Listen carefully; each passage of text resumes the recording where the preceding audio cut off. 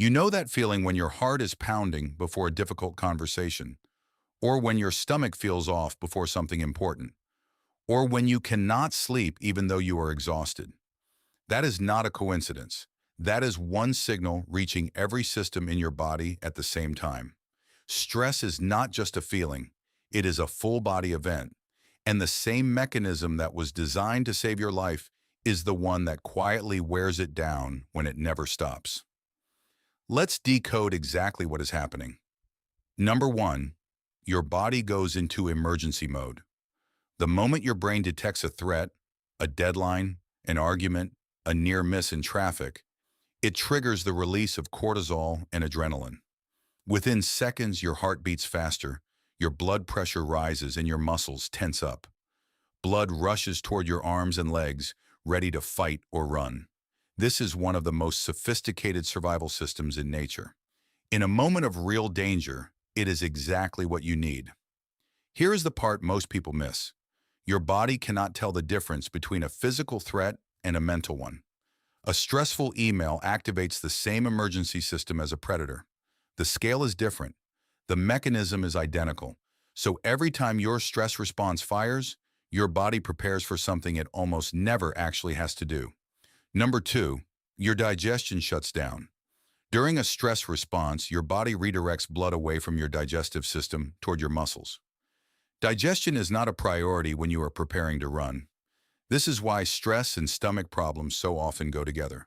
Bloating, cramps, nausea, loss of appetite, or the opposite, urgency and discomfort. These are not separate issues. They are the same system responding to the same signal.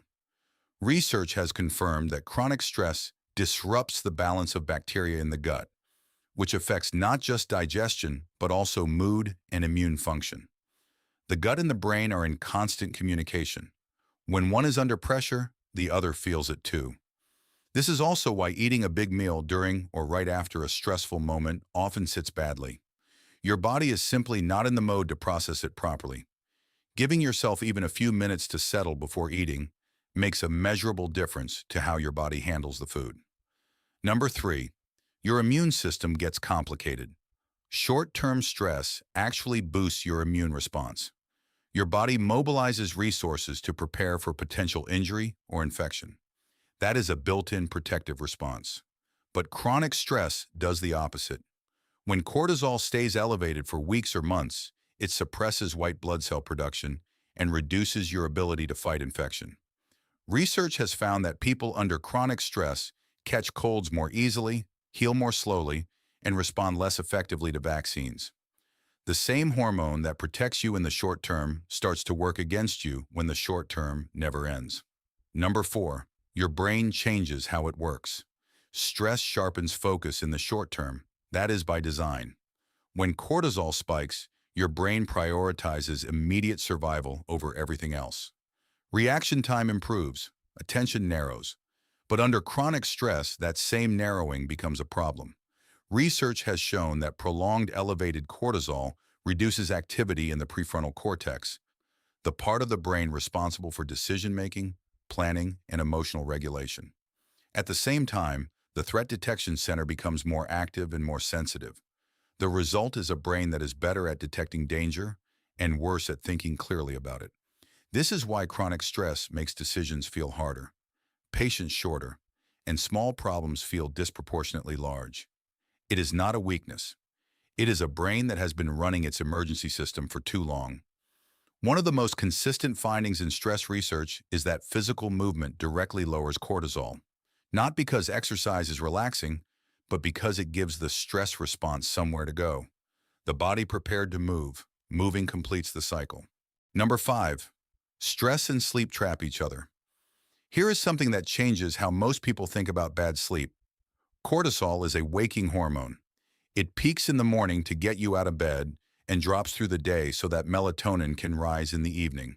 That handover is what makes you feel sleepy at night. When stress keeps cortisol elevated into the evening, that handover does not happen. You feel wired but tired at the same time. Your body is physically exhausted, but chemically still switched on.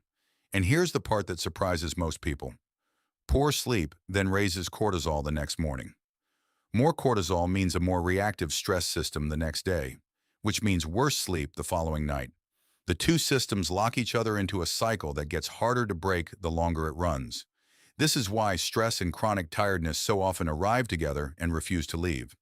They are not two separate problems. They are one loop. So stress is not the enemy. Your body's stress response is one of the most sophisticated systems in nature. In short bursts, it sharpens you, protects you, and prepares you for whatever is coming. The problem is that the system was built for a world where threats lasted minutes, not months. Your body is doing exactly what it was designed to do. It just was not designed to do it this continuously. Understanding that does not make the stress disappear, but it does make it easier to stop blaming yourself for how it feels. If you found this interesting, check out the other videos on this channel. Each one decodes a different part of what your body is doing beneath the surface.